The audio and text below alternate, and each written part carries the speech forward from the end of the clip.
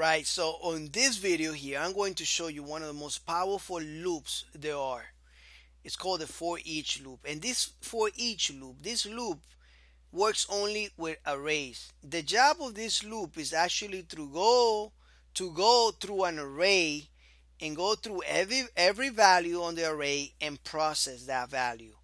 Right? Go through it. We need to go through the whole array. We don't need to tell it when to stop.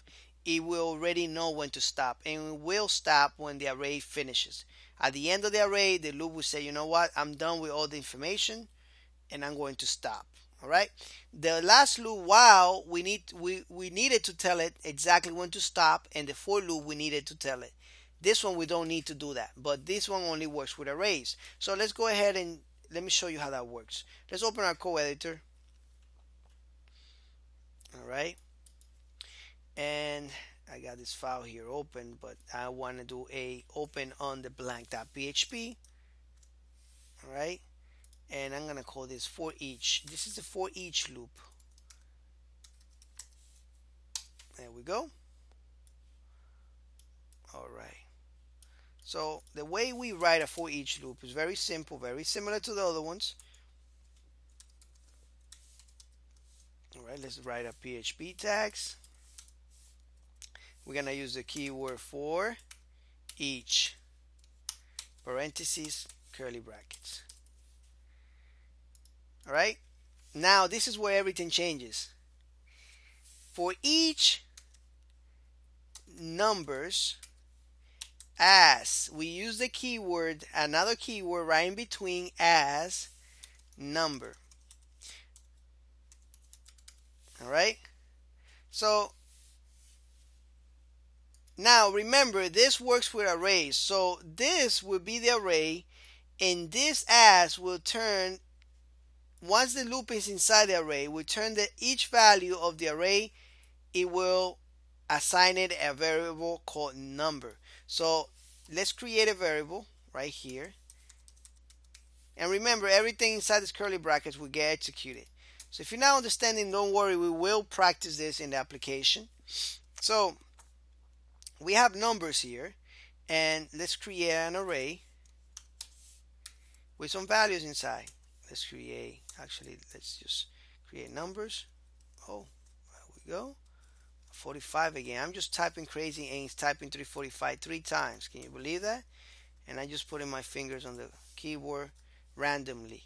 All right, so we have a bunch of values here. We got 0, 1, 2, 3, 4, 5, and 6 values inside these arrays called numbers. The for each right now will jump into that numbers arrays, will get in there and assign a variable to each of these values there. Every time it goes around, remember this is a loop, so it will go around. So the first time it goes around, first time is right here, it's on 345. So 345 is going to be assigned this number name number. So 345 is going to be equal to number. So whatever we want to do to that value here, we do it right here on the first time. And then when it goes around again, this number is going to be assigned to this, and then this number is going to be assigned to this variable, and it's going to be assigned to each of these. So look at this.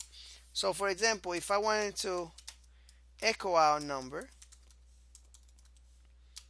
and I'm just going to put a string here of BR, so that way I can break into a new line. And if I click here, look what happens. We went through the array and we echo everything out just by assigning it. You see that? It went in and assigned it this number right here. It assigned each of these values the variable number. So we were able to go ahead and every time echo this every time it went around. We echo the value where the loop was. So the loop was in number 1. We echoed that first part when it went around the first time, and it was 345.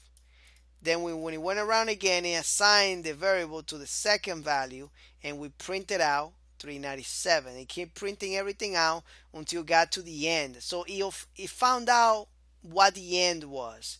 With while loops, we would have to probably know exactly the values, the amount of values that he had inside, or use another function just to check for the length of the array.